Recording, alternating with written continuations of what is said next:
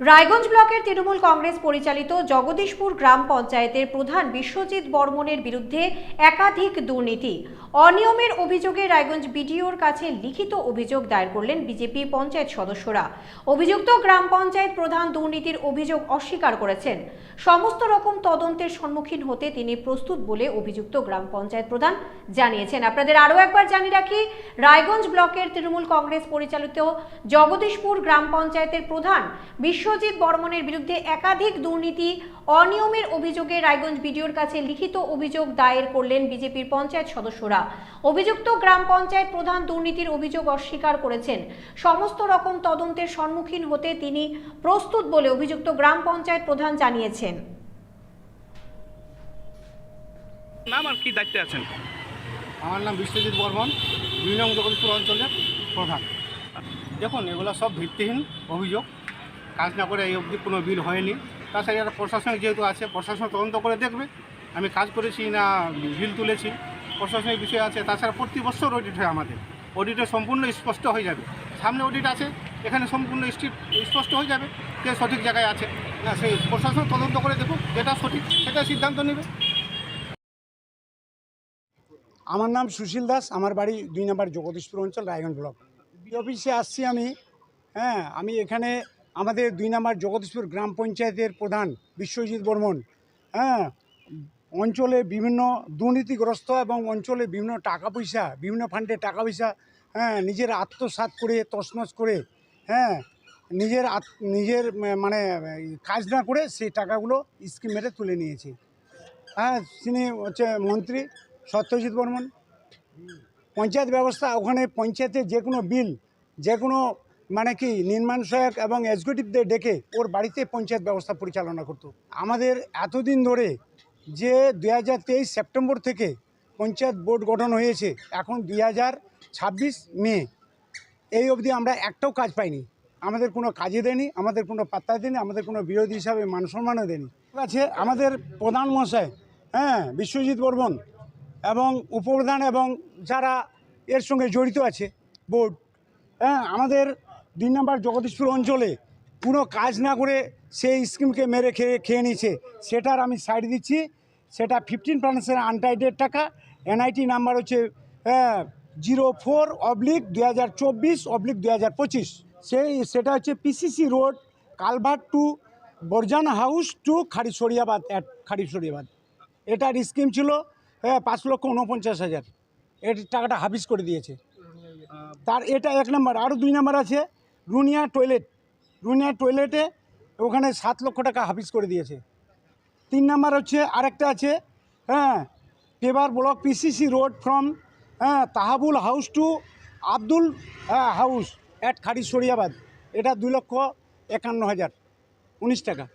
পঞ্চায়েতের মধ্যে 3টা গাছ ছিল, সেই 3টা গাছকে এরা কেটে নিজের ইচ্ছা, কোনো মিটিং না ডেকে, রেজলিউশন না করে, কোনো বন দপ্তরের কোনো অনুমোদন না নিয়ে 3টি গাছ এরা নিজের স্বেচ্ছায় কেটে বাড়িতে নিয়ে চলে গেছে। মন্ত্রীর বউ তো মানে আগে প্রধান ছিল, 18 থেকে 23 প্রধান ছিল। পুকুরের এর আগে অনেক কিছু পুকুর খনন না করে, পুকুরে মেস্তা পাট আছে বা পুকুরে ধান আছে, সেই পুকুর খনন না করে টাকার বিল করে নিয়েছিল। সেটার ব্যাপারে হাইকোর্ট পর্যন্ত কেস পেশ হয়েছে, অনেক কিছু হয়েছে। মন্ত্রীর প্রভাবশালী থাকার জন্য সেটা থেকে হয়তো মুক্তি পেয়েছে। সেটার জন্য আমি অভিযোগ করলাম, বিডিও মশাইকে বললাম, তার আমি সদুত্তর বিচার চাইলাম। সেটা বিডিও মশাই আমাকে সরজমিন তদন্ত করে দেখে সেটা আমাকে বললো, আশ্বাস দিল। দেখি এখন কি হয়।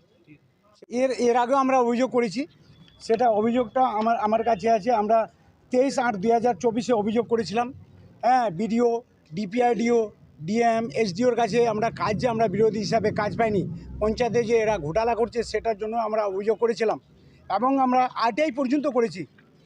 আরটিআইটা করেছিলাম 8/7/2024 একটা 8/7/2024 আরটিআই করেছিলাম। পঞ্চায়েতের বিভিন্ন স্কিমের বিরুদ্ধে এরা যে কাজ না করে টাকা তুলে খেয়ে নিচ্ছে, সেটার ব্যাপারে আরটিআই করেও আমরা কোনো আরটিআই উত্তর পাইনি। তারপরে আরেকটা আরটিআই করেছিলাম আমরা 10/5/2024, 10/5/2024 আরটিআই করেছিলাম, সেটারও কোনো আমরা সদুত্তর পাইনি। মন্ত্রীর প্রভাবে এদের কোনো আরটিআইয়ের আমাদের উত্তর দিতে দেয়নি। আমাদের আবারও উল্টা মানে ধমক মেরেছে, আমাদের মেরে ফেলবে বা আমাদের চামড়া ছেলে নেবে। সৎ বিচার চাচ্ছি। এটার জন্য আমরা দোষী সাব্যস্তদের আমরা মানে শাস্তি চাচ্ছি। বিডিও মশাই বললো যে এটা তদন্ত করে দেখবে, দেখার পরে এটা স্টেপ নেবে। কি মারেন কেন কর্তা? কে বলে বড় মাছের স্বাস্থ্য দেখে শরীর খারাপ লাগে বুঝি? আরে মাছেরা বলছে এবার থেকে আপনার মাছেদেরও দিন কল্যাণীস প্রিমিয়াম ফ্লোটিং ফিশ ফিড। ঘরের লক্ষ্মী আজই ঘরে আনো কল্যাণীস প্রিমিয়াম ফ্লোটিং ফিশ ফিড। ভাসমান খাদ্য। চোখের সমস্যা বাড়ার আগেই আজই আসুন জীবন রেখা হসপিটাল, আপনার পরিবারের নতুন ভরসা।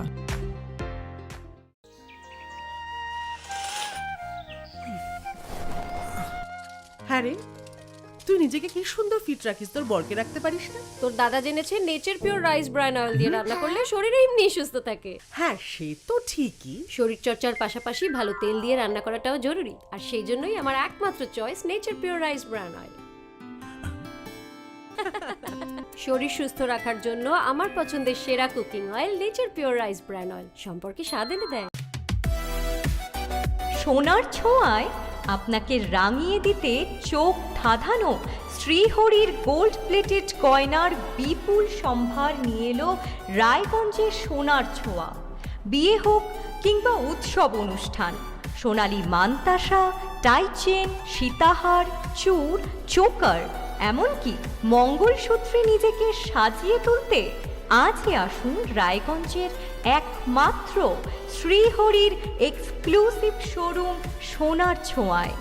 সঙ্গে থাকছে আকর্ষণীয় ছাড়।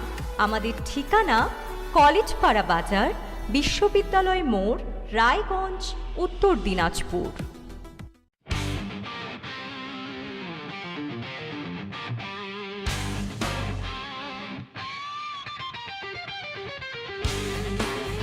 কম বাজেটে ইলেকট্রিক বাইক খুঁজছেন, তাও আবার স্মার্ট বাইক? তাহলে আর দেরি কেন? আকর্ষণীয় ছাড়ে আপনার নাগালের মধ্যে দুর্দান্ত অফারে হাই কোয়ালিটির স্মার্ট ই বাইক পেতে আজই চলে আসুন রায়গঞ্জের গ্লোবাল সিটিতে।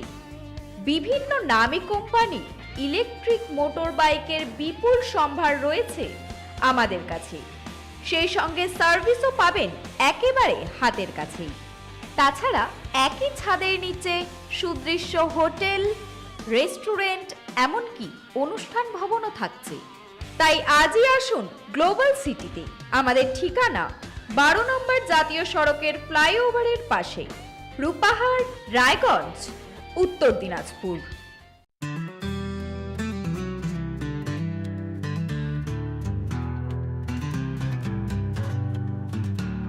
গ্রসারি থেকে কসমেটিক্স,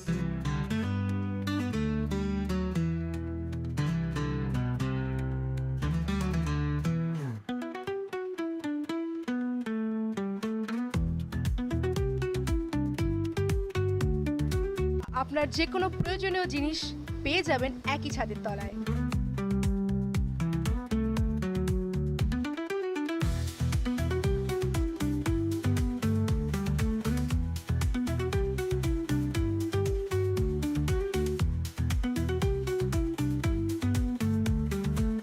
আমাদের ঠিকানা LIC মোড়, রায়গঞ্জ, উত্তর দিনাজপুর।